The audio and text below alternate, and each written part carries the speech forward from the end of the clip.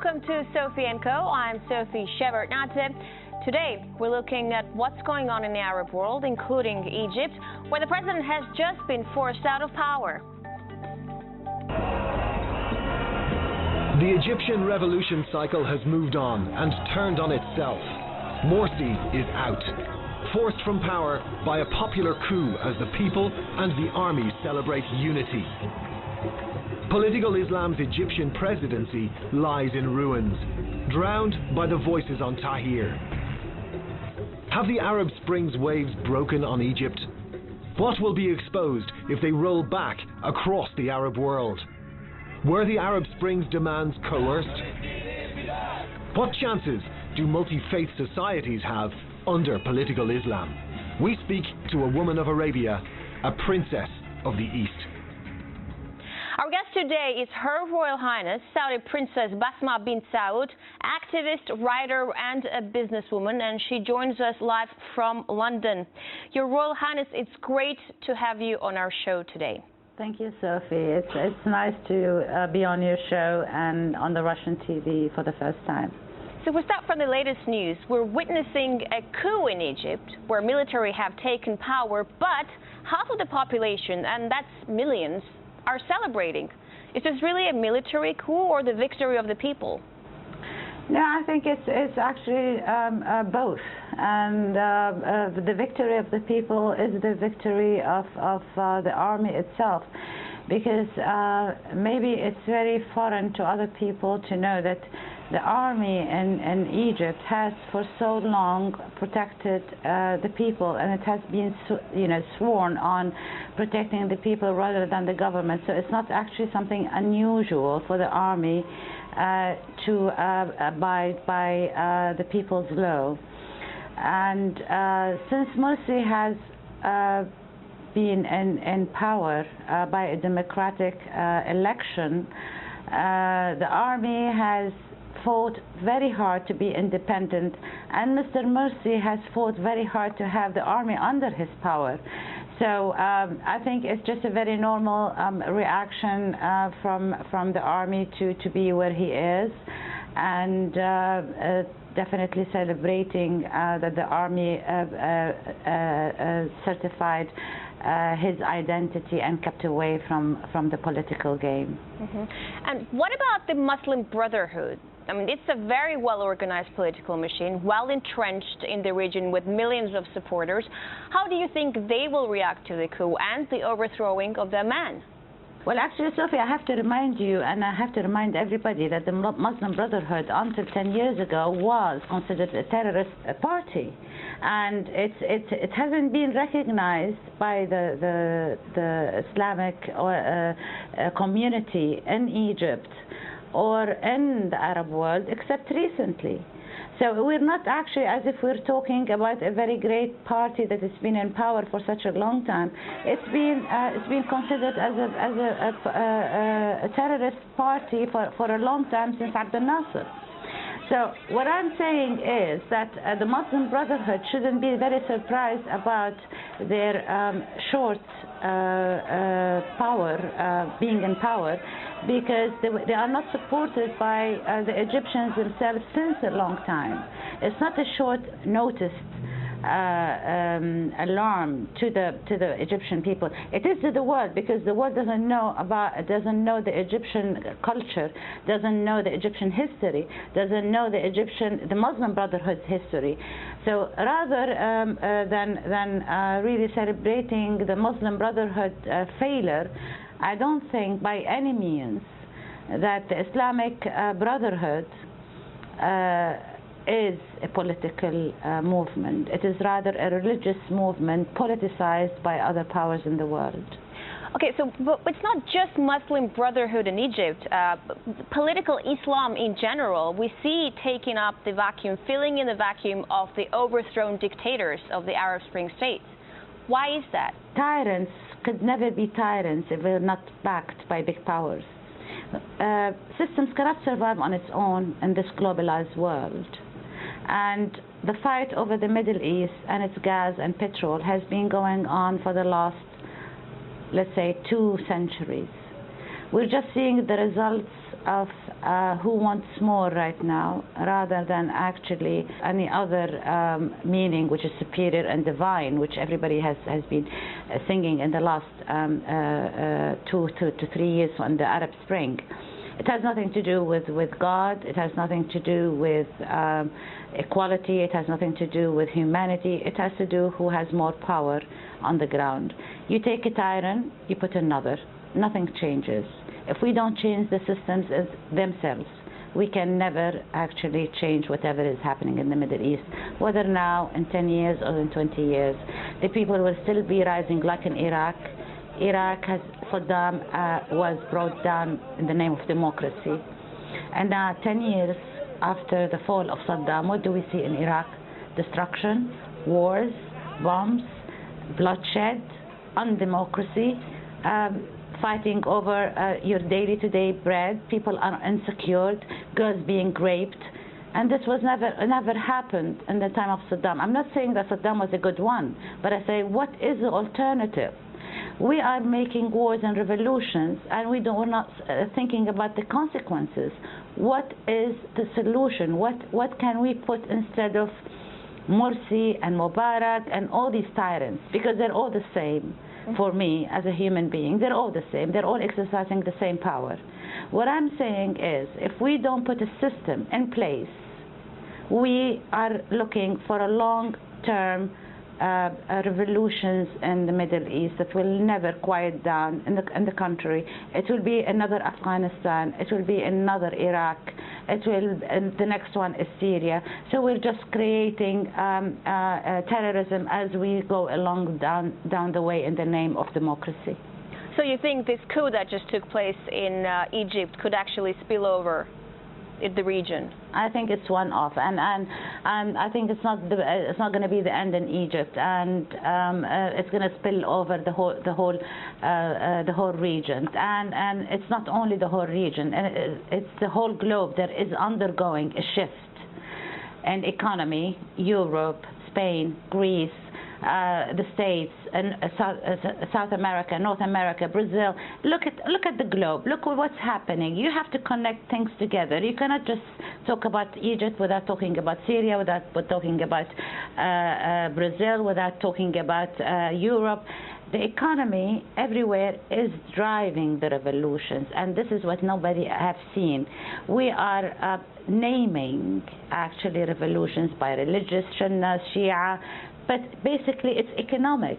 It's unemployment. It's not giving the proper human rights, the social human rights, security, social security, environmental security, child security, government security, border security. This is all our issues which are very important to day-to-day person, and we're not actually really addressing these issues.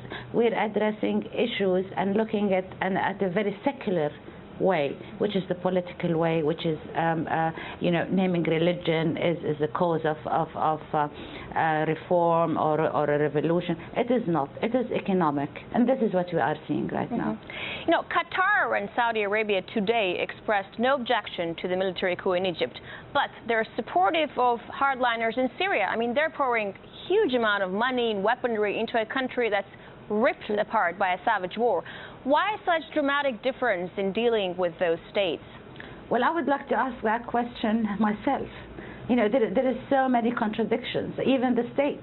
I mean, you know, when we look at President Obama's remarks about bringing down of Morsi and saying it's undemocratic, well, you can't say, you know, you can't say anything except it contradicts every single fiber in any human being down in the Middle East.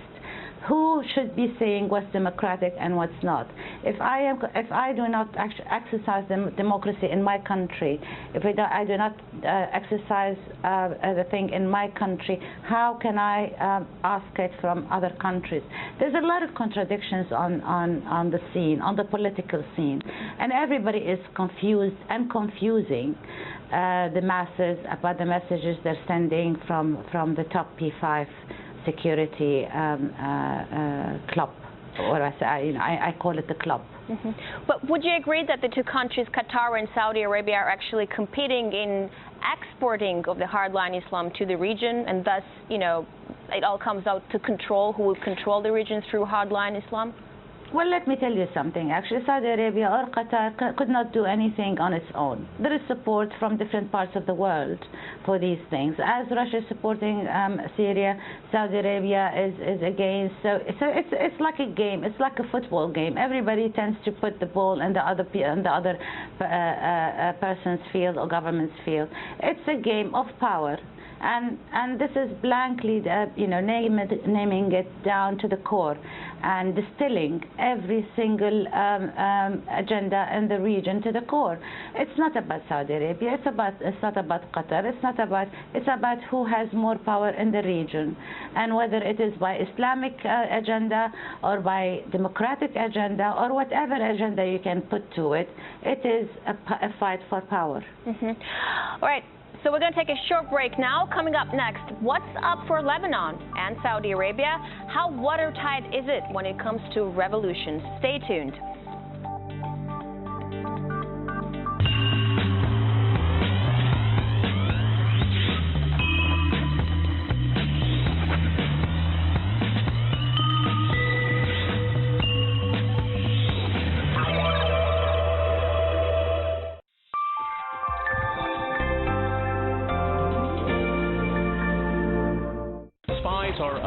Us in this case is the U.S., and it spies on just about everyone in the world, including its so-called friends and allies. Washington seeks total global information dominance, and this is being done, we're told, to fight terror. Wouldn't it be better if the U.S. monitored its intelligence community rather than snoop on the rest of us? Choose your language. Good morning from me, Kevin Owen. Choose the news that concerns you. Choose the opinions that invigorate your mind. Choose the stories that impact your life. Choose the access to your RT.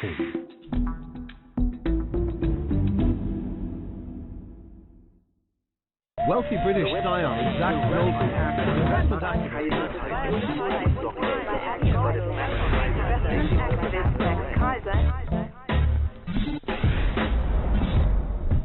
Markets, finance, scandal. Find out what's really happening to the global economy. For a no-holds-barred look at the global financial headlines, tune in to Kaiser Report on RT. I'm used to the tundra, to freedom and my deer.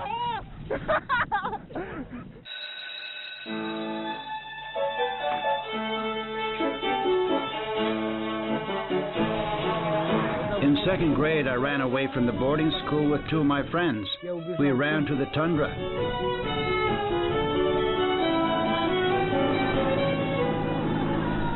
The tundra is just mosquitoes. I don't know how people can live there. There are no TVs in the tents. How could I send my child to a boarding school?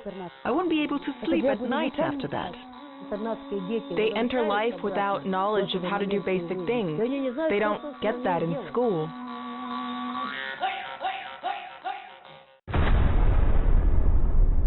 The real damage and complexity of this oil spill was not something that you could grasp just by looking at dirty birds. We have between 4 to 5 million people in this directly affected area of the coast, and it's pretty clear why it's not being reported, because BP can't afford to have it reported. All along the Gulf Coast are clean, they are safe, and they are open for business. BP is the single largest oil contributor to the Pentagon. The U.S. war machine is heavily reliant upon BP and their oil. This is a huge step backwards for democracy. It's a step forward for oligarchy. Correxit is toxic. Because it looked a lot like spraying in Vietnam. It was not a picture that either the government or BP really wanted to have out there. I don't want dispersants to be the Agent Orange of this oil spill.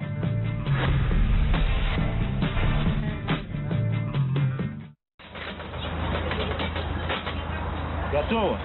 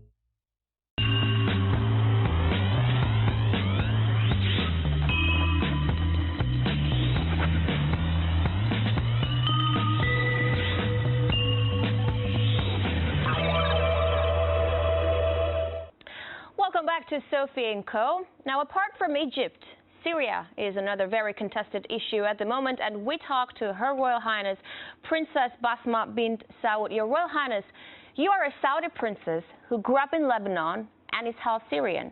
The Syrian conflict must also be a very personal thing for you, no? What's your take on the whole thing? Definitely. It's I can never distill myself from my origins of my mother's actually background, my family in Syria.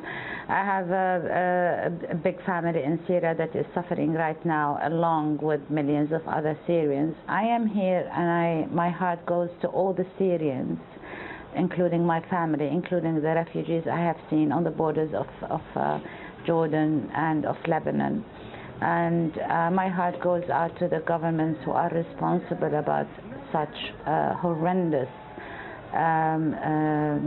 genocides. And I really mean genocides. I've been there, I've seen what is happening over there. Children are being slaughtered down the street when they're crossing the borders. Who do you mean under governments? I mean all the governments of the world, whoever has a responsibility about this thing, about not either the opposition or the government. Both of them are in the game themselves. And I think both of them, if they have listened to reason before hell broke loose, we wouldn't be seeing 10 million refugees on the borders. It's been a head-on game by both parties, the opposition and the government. And I think we should just sit down a little bit and think about who is benefiting from all this. I'm sure the Syrian people are not benefiting, because I've been there, I've talked to these refugees, I talk to my family on a daily basis. Definitely they're not happy from the situation, and they say on a daily basis that if I can go back to my country, I don't care what happens over there. I don't care who rules, as long as I go back to under my roof.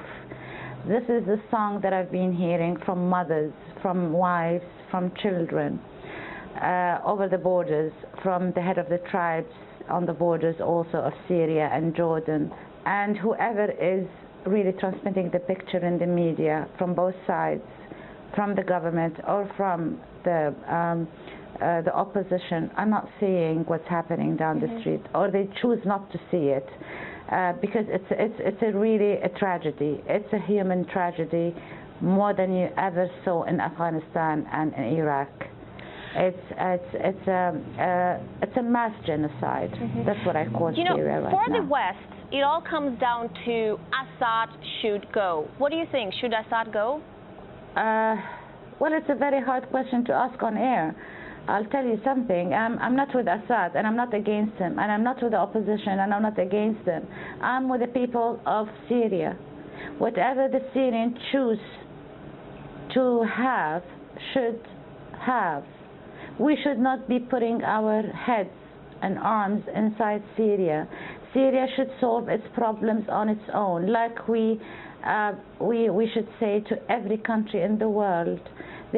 Everybody should choose their own country, their own government, their own solutions.